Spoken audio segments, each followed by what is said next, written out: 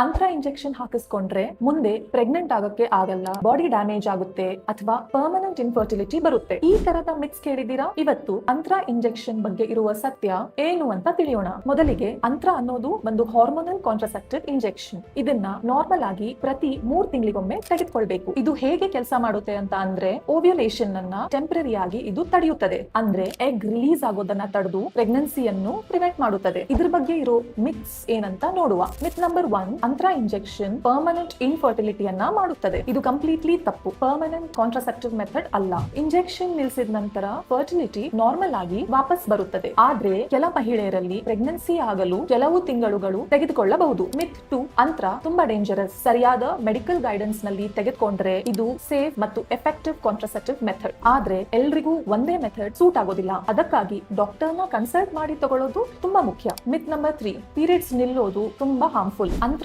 ಬಳಸುವ ಕೆಲವು ಮಹಿಳೆಯರಲ್ಲಿ ಪೀರಿಯಡ್ಸ್ ಕಡಿಮೆ ಆಗಬಹುದು ಅಥವಾ ಕಂಪ್ಲೀಟ್ ಆಗಿ ನಿಲ್ಬಹುದು. ತುಂಬಾ ಸಿಚುವೇಶನ್ಸ್ ಗಳಲ್ಲಿ ಇದು ಡೇಂಜರಸ್ ಅಲ್ಲ. ಇದು ಇಂಜೆಕ್ಷನ್ ನ ಇಫೆಕ್ಟ್ ಆಗಿರುತ್ತೆ. ನಿಜ ಏನು ಅಂದ್ರೆ 3 ತಿಂಗಳಿಗೊಮ್ಮೆ ಮಾತ್ರ ಇಂಜೆಕ್ಷನ್ ತೆಗೆದುಕೊಳ್ಳಬೇಕಾಗಿದ್ರಿಂದ ಪ್ರತಿದಿನ ಟ್ಯಾಬ್ಲೆಟ್ ನೆನಪಿಟ್ಕೊಳ್ಬೇಕಾದ ತೊಂದರೆ ಇರೋದಿಲ್ಲ. ಅದಕ್ಕಾಗಿಯೇ ಹಲವಾರು ಮಹಿಳೆಯರು ಇದನ್ನು ಚೂಸ್ ಮಾಡ್ತಾರೆ. ಆದ್ರೆ ನಿಮಗೆ ಯಾವ ಕಾಂಟ್ರಸೆಪ್ಟಿವ್ ಮೆಥಡ್ ಸೂಕ್ತ ಎಂಬುದು ನಿಮ್ಮ ಹೆಲ್ತ್, ಏಜ್ ಮತ್ತು ಫ್ಯೂಚರ್ ಪ್ರೆಗ್ನೆನ್ಸಿ ಪ್ಲಾನ್ಸ್ ಮೇಲೆ ಡಿಪೆಂಡ್ ಆಗಿರುತ್ತೆ. ನೀವು ಅಂತರ ಇಂಜೆಕ್ಷನ್ ಬಗ್ಗೆ ಕೇಳಿರೋದು ದೊಡ್ಡ ಮಿತ್ ಯಾವುದು? ಕಾಮೆಂಟ್ ಮಾಡಿ ತಿಳಿಸಿ. ಹಾಗೆ ಕಾಂಟ್ರಸೆಪ್ಷನ್ ಬಗ್ಗೆ ಸರಿಯಾದ ಮಾಹಿತಿ ಎಲ್ರಿಗೂ ತಲುಪಲು ಈ ರೀಲ್ ಅನ್ನ ತಪ್ಪದೆ ಶೇರ್ ಮಾಡಿ.